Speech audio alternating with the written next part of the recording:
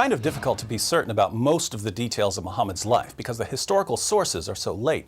Our earliest detailed biographical source on Muhammad's life is Ibn Ishaq's Sirat Rasulullah, which was written more than a century after Muhammad died.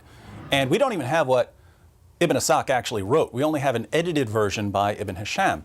And Muslims don't even pay much attention to Ibn Ishaq. The sources they used to learn about Muhammad, their main hadith collections, were written 2 to 3 centuries after he died. So we're dealing with some very late material. But if we take the Muslim sources at face value, the story of Muhammad's life goes something like this.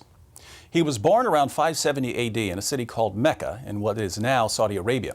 His father, Abdullah, died before he was born, and his mother, Amina, died when he was 6 years old. After the death of his grandfather, Muhammad was raised by his uncle, Abu Talib, leader of the Banu Hashim clan. While he was still young, Muhammad began working in the Meccan caravan trade, which put him in contact with diverse religious traditions.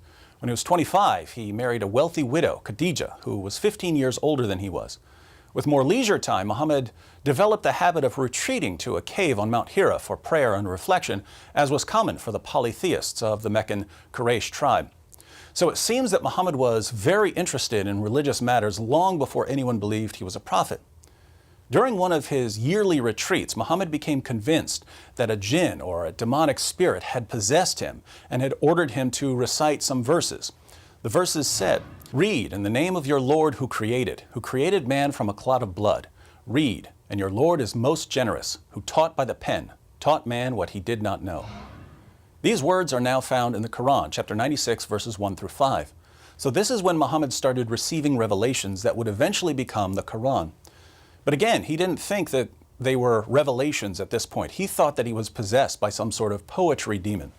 He was 40 years old at the time, and he was so embarrassed at the thought of being possessed by a jinn or a demon that he tried to hurl himself off a cliff.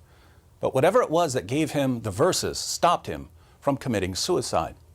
Muhammad ran home to his wife Khadija and her cousin Waraka, and it was Khadija and Waraka who persuaded him that he wasn't possessed, he was a prophet of Allah. Muhammad soon began preaching Islam to friends and family members and later to the public.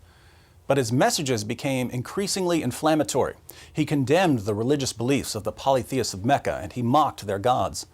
Not surprisingly, the Meccans eventually started persecuting Muhammad and his followers. And after his wife Khadija and his uncle Abu Talib died, Muhammad decided to flee the city of Mecca. His new city, Medina, was a little over 200 miles north of Mecca.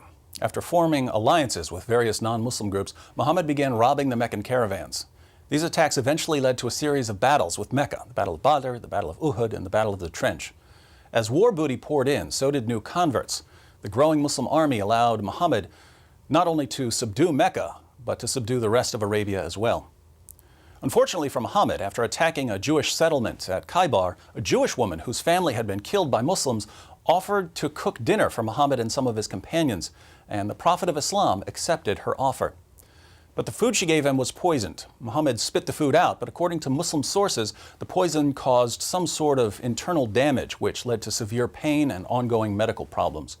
Muhammad suffered an agonizing death a few years later in 632. So to put all of this together, we can divide Muhammad's life into 3 main periods. There's the time before he claimed to be a prophet. This would be 570 to 610. There's his time in Mecca after he claimed to be a prophet. This is 610 to 622. And there's his time in Medina as a prophet. This is 622 until his death in 632.